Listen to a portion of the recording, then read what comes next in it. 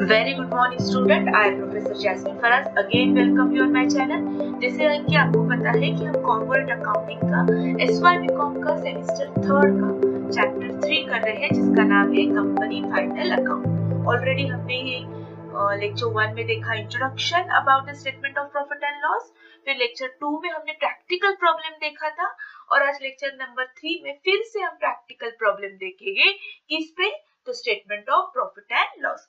जैसे कि last lecture में भी मैंने कहा है कि हम 3-4 वीडियो प्रॉफिट एंड लॉस पे बनाएंगे, फिर उसके बाद हम 2-3 प्रॉब्लम बैलेंस शीट पे करेंगे एंड फाइनली हम पूरा मर्ज करके एक प्रॉब्लम सॉल्व करेंगे जिसमें प्रॉफिट एंड लॉस भी होगा एंड बैलेंस शीट भी होगी। So let's start.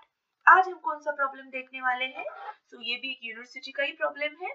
Sairaj limited Pune register with authorised capital 15 lakh. ना ऑथराइज कैपिटल दिया है लेकिन फिलहाल हम बैलेंस शीट नहीं बना रहे हैं तो हमें इस इंफॉर्मेशन की जरूरत नहीं है। Okay, so just ignore it. 15 lakh. जब हम बैलेंस शीट बनाएंगे तो बेशक हमें ये शेयर कैपिटल के अंदर ऑथराइज कैपिटल एक हेडिंग होगा उसमें लिखना है। Okay, so what they have given here, you are required to prepare statement of profit and loss for the year ended 31st March 2018. Of course, revised schedule you should know कि ये revised schedule 6 है, Company Act 2013 है, and they clearly mention don't prepare balance sheet, don't record second effect of adjustment. So let's start. ये debit balance है अपने trial balance का, ये credit है। ऑल यू नो ऑलरेडी मैंने बताया है, डेबिट साइड मतलब ऑल एक्सपेंसेस होंगे, ठीक है, एंड क्रेडिट साइड मतलब इनकम होगी। ओके, कुछ एडजस्टमेंट दिए उन्होंने, सो हम टिक मार्क करेंगे ताकि हमें वो इनर कॉलम में लिखना है। Provide depreciation machinery and motor car. Okay, readymade ही दिया है यहाँ पे depreciation. Stock of raw material that means 31st March दिया है। देखो हमारा जो अकाउंटिंग ईयर है वो स्टार्ट होता है 1 अप्रैल, जहां यहाँ पे दिया है 1 April. See that means this is opening stock and this is a closing stock. ये जो एडजस्टमेंट में दिया है वो क्लोजिंग स्टॉक है। Okay, next one third, provision for bad debts and doubtful debts amount दी है उन्होंने। सो कोई भी आइटम यहाँ पे हमें इनर में नहीं लिखना है, डायरेक्टली हम आउटर में लिख सकते हैं बिकॉज एडजस्टमेंट में ऐसे कुछ दिया नहीं है। Okay, so let's start now. पहले अब मैंने जैसे कि कहा है कि हमें पहले स्टेटमेंट बनाना होता है। कौन सा स्टेटमेंट? तो statement of profit and loss. तो यहाँ पे नेम ऑफ द कंपनी, अब आपको पता है यहाँ की कंपनी का नाम क्या है, Sanjeevan limited. So write Sanjeevan limited. Second, statement of profit and loss year ended 31st March, जो भी उन्होंने ट्रायल बैलेंस में ईयर एंडेड दिया होगा वो हमें लिखना है। ओके, देन हमें ये सब कुछ ड्रॉ करना है।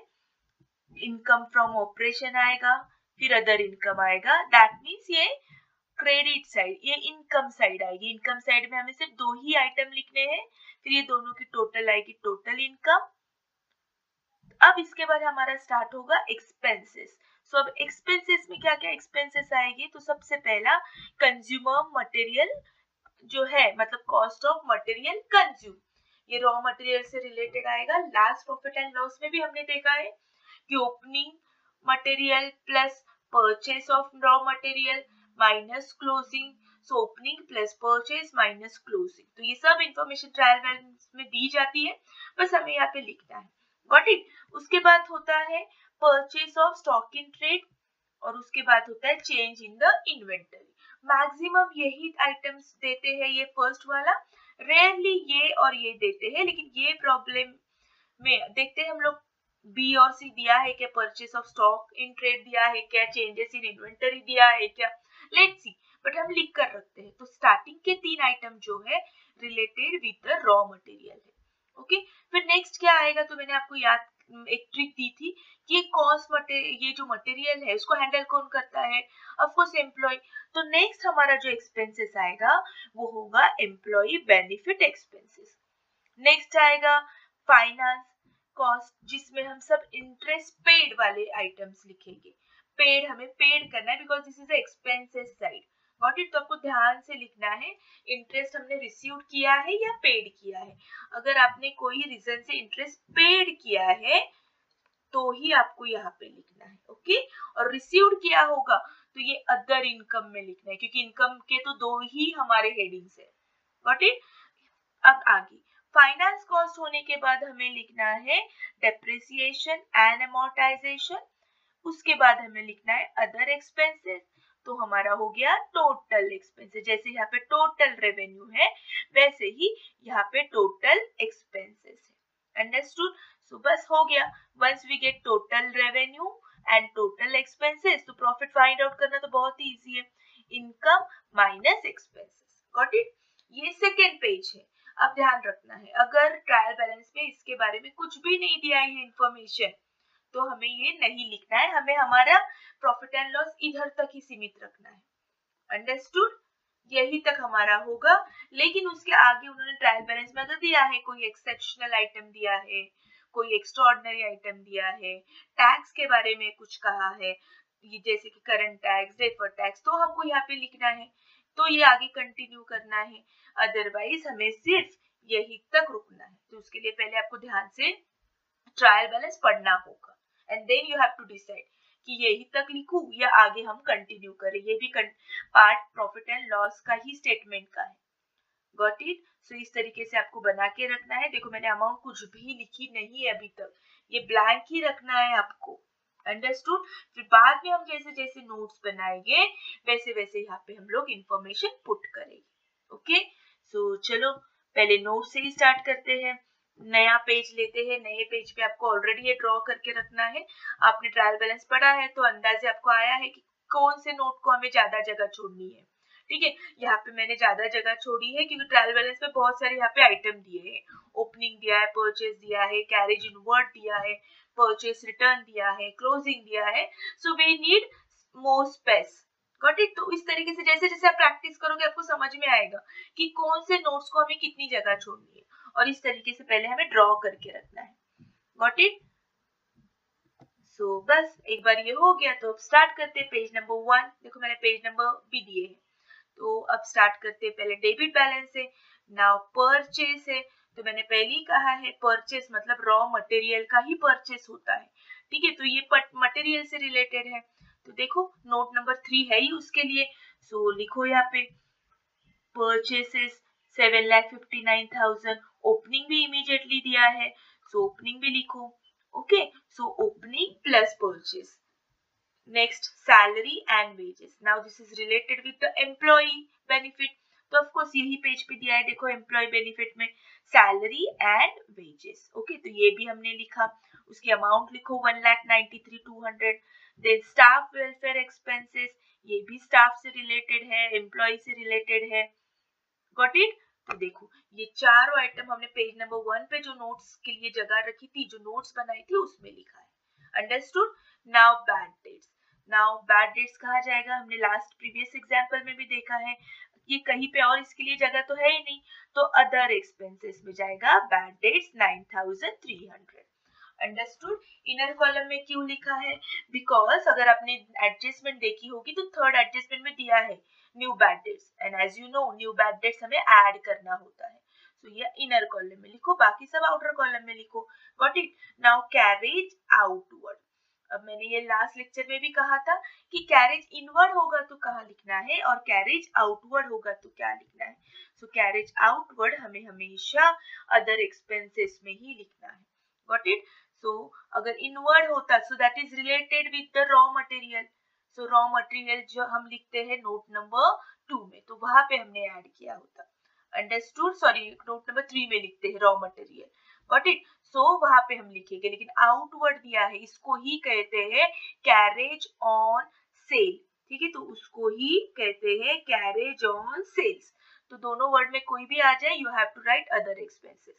Repair to machinery, of course other expenses. ठीक है, सो आपको अब आहिस्ता आहिस्ता जैसे जैसे आप प्रैक्टिस करोगे आपको पता चलेगा कि कौन सा आइटम कहाँ लिखना है। Then contribution to pension fund. अब सिंपल है, पेंशन हम किसको देते हैं? हमारे एम्प्लॉइज को देते हैं। सो एम्प्लॉइज का हमने पेज बनाया है, कहाँ है? टर्न द पेज, 1 नंबर पे बनाया है हमने, देखो एम्प्लॉय। सो यहाँ पे लिख दो पेंशन से रिलेटेड कंट्रीब्यूशन टू पेंशन कितनी है? 6,000। Understood? Now next carriage on a purchase. So purchase मतलब रॉ मटेरियल से रिलेटेड है, इसको ही कहते हैं कैरेज इनवर्ड। ओके, सो देखो कैरेज ऑन सेल उसको ही कहते हैं कैरेज आउटवर्ड, ये याद रखो, कहीं तो लिख कर लो। सो कैरेज ऑन परचेस हम क्या करेंगे, ऐड करेंगे। देखो ऐड किया हमने, अंडरस्टूड, इसलिए हमने ये जगह ज्यादा छोड़ी है।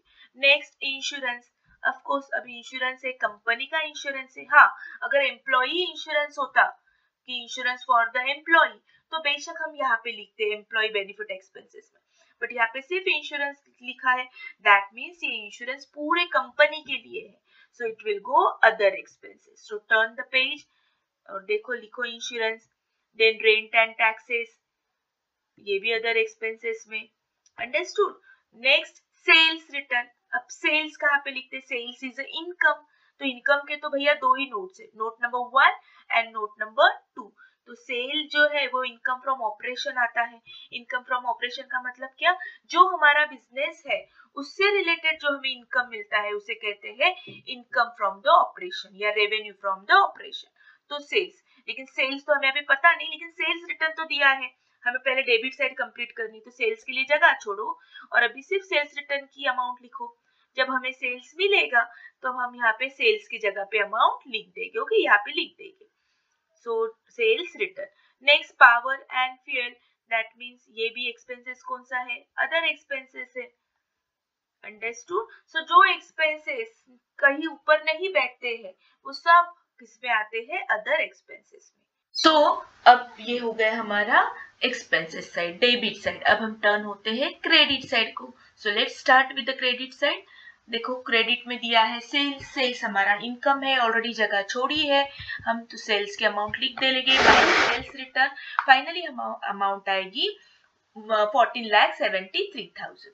नेक्स्ट दिया है परचेस रिटर्न, तो यही पेज पे दिया है, देखो यहाँ पे जगह रखी है हमने, so minus purchase return, minus कर दो, गॉट इट। अब उसके बाद आएगा interest on trade investment, miscellaneous income, bank interest, operating revenue income, ये सब क्रेडिट में दिया है, मतलब ये जो भी इंटरेस्ट है वो रिसीव्ड है, इनकम है, तो अदर इनकम के हेडिंग में आएगा।